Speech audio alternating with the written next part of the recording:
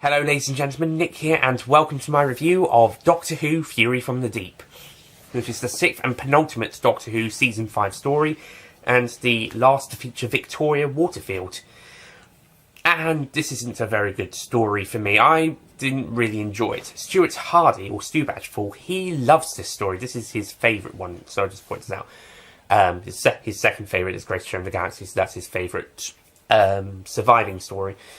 But this is somehow his favourite, but I personally don't really like this one.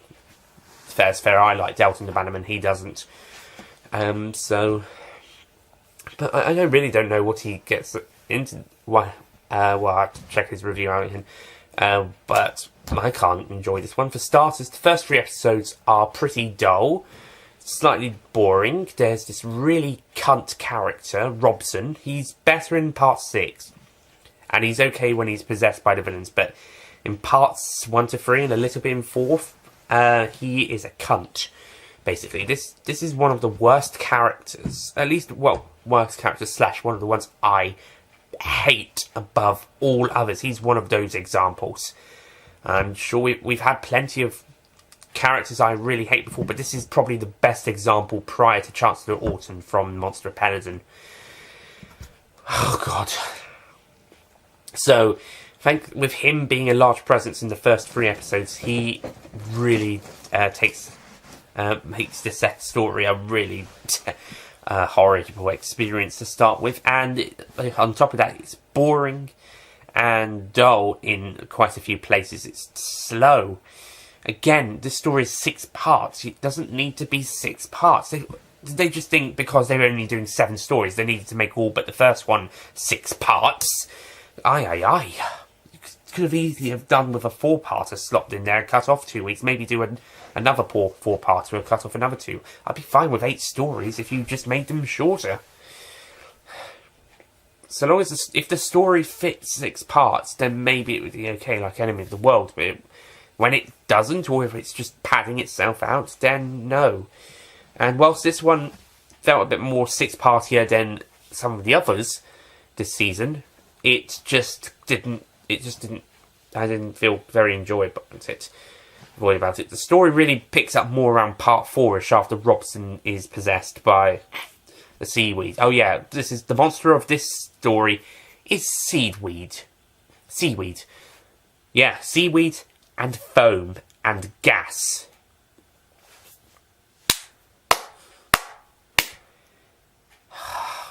Possibly the worst Doctor Who monster ever, and it's not even an alien.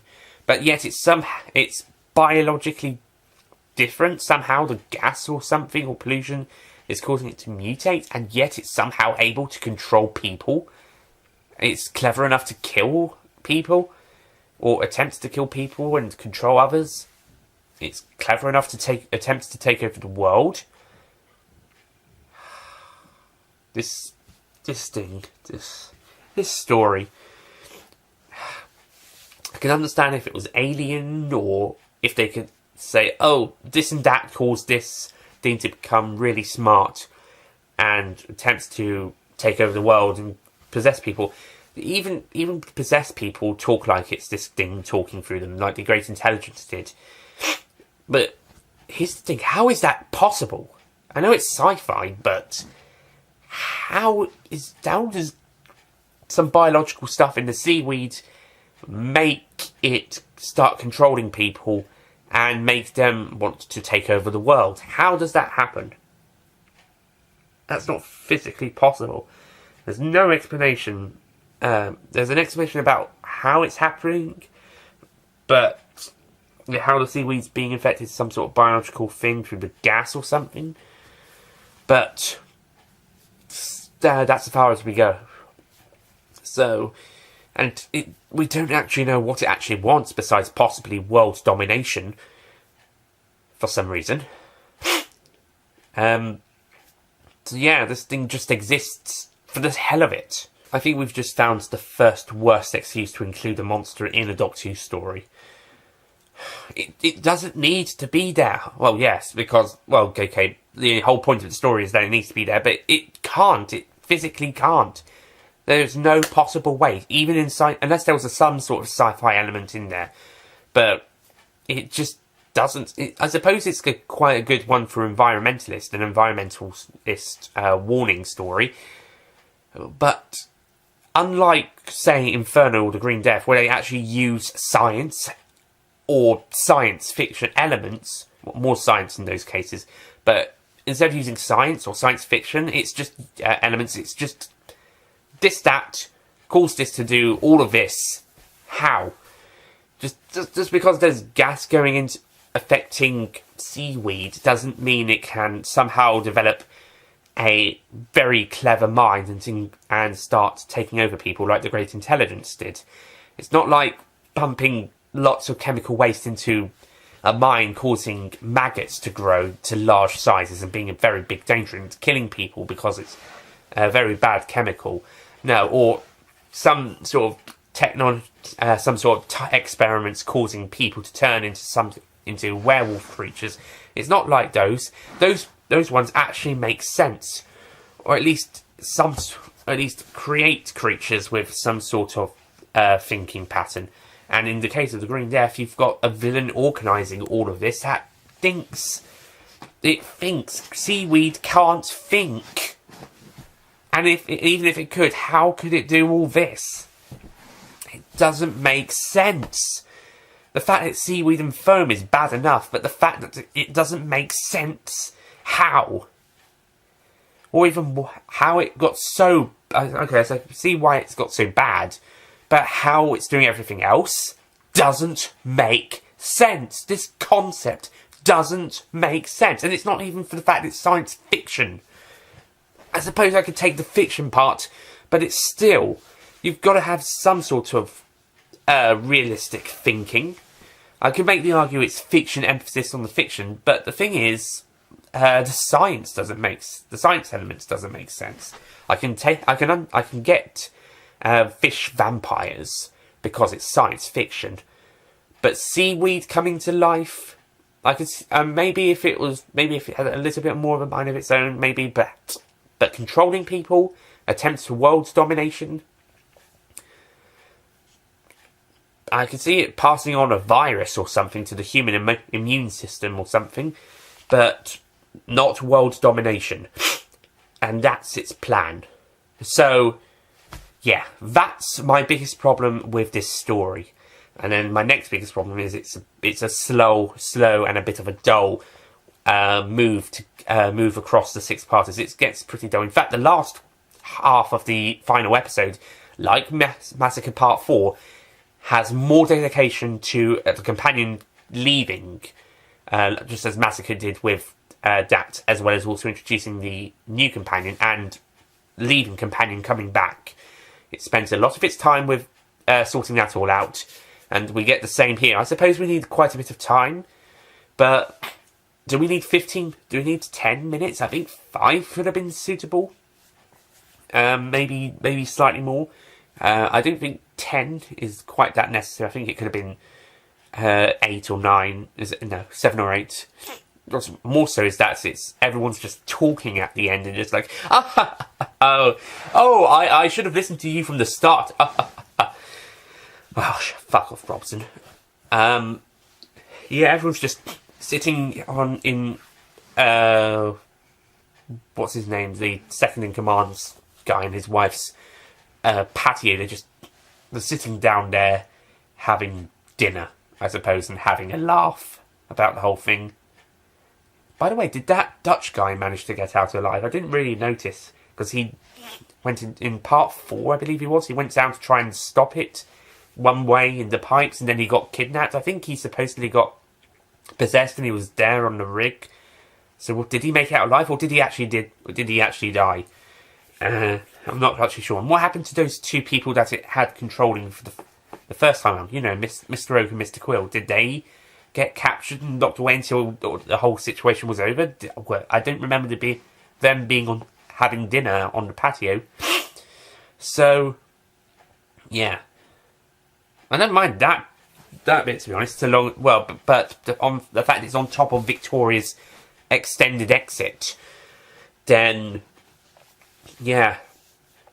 Is this the longest exit for a companion? I think this is the longest exit scene for a companion, because I know Dalek Invasion of Earth, which also did the same thing, about 10 minutes of the story was left to say goodbye, but we at least had characters talking about the situation for a bit. Whilst here they were just there was other things they were talking about as well, and they were kind of prolonging it. And there wasn't really that many. There wasn't a speech at the end that was really good, like in Dalek Invasion of Earth.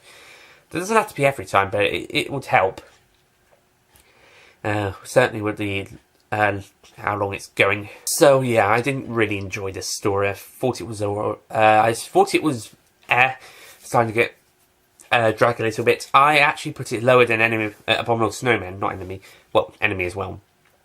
Below Abominable Snowman when watching the story, and was giving it a 6, maybe a 5. But then episode 6's helicopter scene came along, and I thought, okay, I'm enjoying this a bit now. It went back up a little bit, but after the episode's finished, after thinking about it, I'm reviewing the entire story as a whole, and I'm also trying to be not as nice to some of these stories now, because we're going to get more of these stories where it's just not, well, I'm not going to like some elements, I'm going to get bored by quite a few. So stories like with The Savages, when it drops down, I had to rescore that one after thinking about it a little bit more. This time round, I am going to make sure of it. I've lowered Fury from the Deep back down below Abominable Snowman, so that one will go higher on the ranking, and I'm going to give this one a lower score than that. It's still going to be better than the Ice Warriors, which only just managed to have a high score thanks to the animated episodes being really goodly, well animated. But these stories have been getting pretty close to being lower than 5 or 6 recently, and it won't be long till we hit a story that will be lower than a 4, with 4 being the lowest score for a story so far. Cough, cough, the Romans. But it won't be long till we get the first story that's worse than the Romans. Looking at you, Dominators. You're right over there.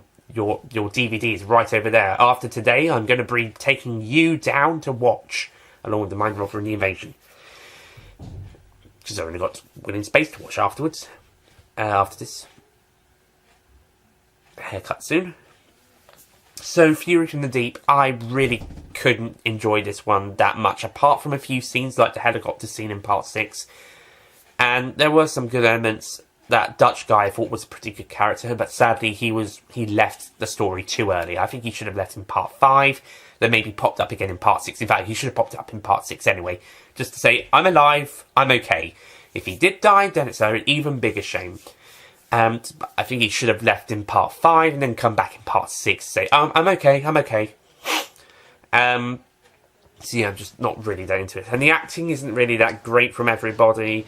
The script work isn't really that amazing. The only another one moment I did like was the first introduction of the sonic screwdriver, and yeah, that was a pretty good bit. So that moment was pretty good, and I brought the latest sonic screwdriver down. I've got a couple more, but this is the latest one. So if I was doing this last year, this time last year, this wouldn't have come out yet, so it would have been the 12th Doctor's one. So yeah, latest one gets to be shown. All right, don't say favoritism to latest series or anything. It's just because it's the latest one. If I was to say what my favourite one is, it's probably either the 9th and 10th Doctor's one or the 11th/12th Doctor's one, the 2005 and the 2010 ones. I think this one's okay. I do like the 12th Doctor's second one from 2015. Actually, I thought that was pretty good. I also like the classic versions, especially John Pertwee's one that he had for a couple of his stories before make a version that would later be used by the 4th and 5th Doctor's one. I might do a whole video about sonic screwdrivers either on this channel, on the main channel, or on the Universals at a later point. This one I think is not as great, but upon watching the story, I can understand why they went for this design and why they did that. The story of the woman who fell to earth. But anyway, back to Fury from the Deep, I thought this was a pretty poor story. It's not as bad as the Ice Warriors. I wasn't completely out of it. There were a couple more great moments, and some more of the characters were more likeable. But overall, I think Fury from the Deep is just bland, basically. I think, yeah, this one is also completely missing, so I've had to watch reconstruction. So maybe the full story would have been better, but if a completely missing story is better than a mostly surviving but still partly missing story that's had its missing episodes animated, then you know that this story is still is a little bit better, even if it's completely missing, and it's got quite a lot of problems, and it's almost as bad as the other one. It's still a little bit better, even though it's completely missing. So yeah, that shows the Ice Warriors is still not that great, even in near completion form, or completion form if you take the animated version as the visual representation. Stuart Hardy's only listened to Fury from the Deep as an audio, so maybe he doesn't see the reconstruction, but most of my problems are coming from the story itself. So even in audio, it'd probably be even worse, because you need the visuals to help with some quieter bits when things just happening on screen. It's a visual medium after all. This isn't like with Big Finish, where the audio on its own, and when there's stuff going on but you can't see it and you don't know what's going on, this doesn't work without narration, at least. It's not like Big Finish, where it's intended to be audio. It's audio without visuals. You need the visuals. With this one, whilst Big Finish and radio plays, they work without the visuals. You can imagine it, but not with these ones. It's different because it was originally made to have visuals go alongside it, and it would work. It works more with the visuals, whilst the made for radio ones, you can just imagine it, no problems. They don't have these long moments of just music and sound effects. They would have those moments, but we'd usually get back to the story not too quick, quite soon. Quite soon, we get back to it. Not with these cases, so we need the visuals here. It just works better with originally audio made for audios rather than made for TV audio without the visuals. If you see what I mean. Although made for audio ones that do later get visuals like the webcasts, then it's even better. And this is from someone who is getting really into audio a bit more over the past couple of months, thanks to Big Finish and introduction to radio at my university. So, yeah, and maybe also these reconstructions in a way, but I'm still a more visual person. But sound is still important, I would say. But the thing is, it wouldn't work without the visuals for these stories. So anyway, time to wrap up the review. I thought Fury from the Deep, as I've previously mentioned, is pretty weak. Pretty poor story. It's better than the Ice Warriors, but that's as far as I'll compliment it, and also introduce this, or an earlier version of the Sonic Screwdriver at least. So I'm going to give Fury from the Deep a 5 out of 10.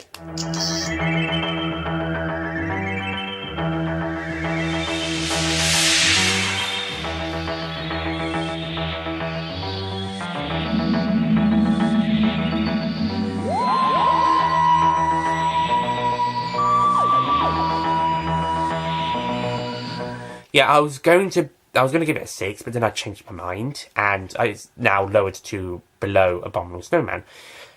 Because of that, yeah, I just couldn't really get into this one. I was going to be nice. I was going to be very nice, especially thanks to that the helicopter scene in part 6. And they actually had a pretty good way of stopping the villain, just using Soundwise. Oh yeah, Victoria gets kidnapped again by this time, but thankfully this is for plot purposes as opposed to, oh, Victoria got kidnapped again. And also she has to scream to stop the villain, which benefits the story, even if it doesn't really benefit the character. Although in part 6 she's a bit upset that her screaming is childish. with Victoria, she just cries and whines a lot, and it doesn't help the ears, and second of all, it doesn't really do anything. So, and eventually she does scream. Thank God, at least she put her one low asset into being a useful asset. But before that, she went through all that more crying and panicking. And when she gets scared, I can understand her being upset. But when she's trying to explain, she just can't finish her sentences. She just has to burst into tears again. Guess it's not helped by the fact that Robson is harsh on her when he's questioning her. This is in part 2, by the way. Jesus, you know what? I'm actually kind of glad she left. After I thought, you know what, she might not. When I first saw her in her couple of stories, I thought she's not terrible. She's okay. But at this point, she's pretty much the one of the worst companions of the show at this point in history. Oh, there's going to be a few more. But at this point, alongside Dodo and Katerina, she is absolutely awful. I don't blame Deborah Watling, R.I.P., but the character is awful. I think Deborah does a great job with the role, and what she had to do anyway, more so than Ariana Hill and Jackie Lane did with their characters. But I just think Susan was a bit like this, but she was tolerable at quite a lot of the time, and she was very knowledgeable in other times. Victoria, she does use her intelligence and skills at some points, but it's mostly screaming and crying, whilst Susan was a bit more equal, at least. At least you also had Barbara to help balance it out. So apart from possibly Susan, every other female companion has either only screamed, well, maybe probably on a few occasion, but most of the other female companions, they've been brilliant up to this point, apart from Dodo and Katerina. They've all been brilliant, even if they do have to scream a few times. But Victoria is just screaming, and loyalty. Loyalty is a good thing, but screaming, oh god, it's so annoying. So, yeah. So, I'm kind of glad Victoria's gone. Maybe even more so than Dodo and Katerina, because they weren't so long in the tooth, so to speak. So, thank God. The only other good thing about her character is that she could have had a possible romance with Jamie. I think we all know who he's saving himself for. Come along now, Jamie. So, yeah, and also I would say this is the weakest performance of Patrick Troughton for quite a long time. Maybe since he started, this is possibly his weakest performance. So that's a shame. Same for Fraser Hines. Since his earlier stories, this is probably his weakest performance. So, yeah, this story just isn't that great. I'm sorry, guys. Fury from the Deep isn't that great. So, and I'm just going to finish up here. That's about it. I'll make one final note. When I originally saw this story, I thought it should be rated 12. At least, maybe not the first episode, but all the other episodes, they're 12. They should be 12 rated. If they were ever found and released on DVD and Blu-ray. But rewatching the story, I could say, no, I would not put any of these episodes rated 12. The second one could be argued, but the scene that would push it more to that boundary is available. I think it's on Lost in Time, or possibly. I think. So that, and this is a PG, so yeah, Surviving Clips. So it's where Maggie, I think that's her name, the wife of the second in command who then takes over, is getting sort of choked by Oakes and Quill, but that's them just knocking her out. That's the closest I would say would be 12 rated in the story on the second viewing. So now I would say it's not really, especially if that clip is on Lost in Time and it's rated PG. So yeah, Fury from the Deep is no longer rated 12 in my opinion. There's now only 2 episodes of the classic era I would give a 12 rating, and for good measure, a good reason I should say, for that, and 3 if you count the TV movie. So yeah, the other ones were Dalek Master Plan Part 12 and Massacre Part 4. For good reason though. For this one, I think it's now suitable for PG. So there you go. Then again, knowing the BBFC and after what they did with all of Series 11, apart from Saranga, I wouldn't be surprised if it did get past the 12, or maybe some extras did. So anyway, that's it from Fury in the Deep. This is a longer than originally planned review. So thank you for watching, and next time I'll be checking out the last story of the season, The Wheel in Space, which has 2 surviving episodes on this DVD. And the other ones, I'm going to go back to Loose Cannon Reconstructions again for the other episodes. I'm not going to be checking out the American streaming service one because I can't access that one. I have no access to that, so no comment on that version. So I'll be checking out Loose Cannons instead, as per usual. And then we'll finally finish Season 5. This season has been super divisive. Up to this story, I've liked half of the story, and I've not really enjoyed the other half. I've loved Tomb of the Cybermen and the Enemy of the World, and I liked the Web of Fear. I really didn't like the Ice Warriors or this story, and I thought Abominable Snowman was slightly okay at best.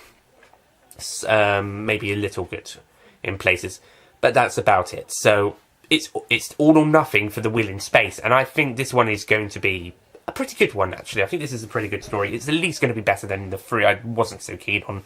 Maybe, and on my list, it appears to be better than Web of Fear at the moment, but that could change.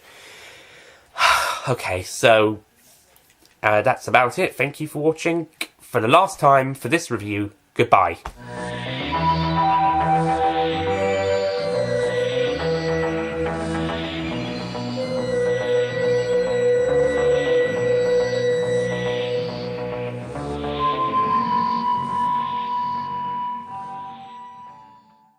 Don't forget to click below to subscribe to the official Nicholas Payne Retro YouTube channel.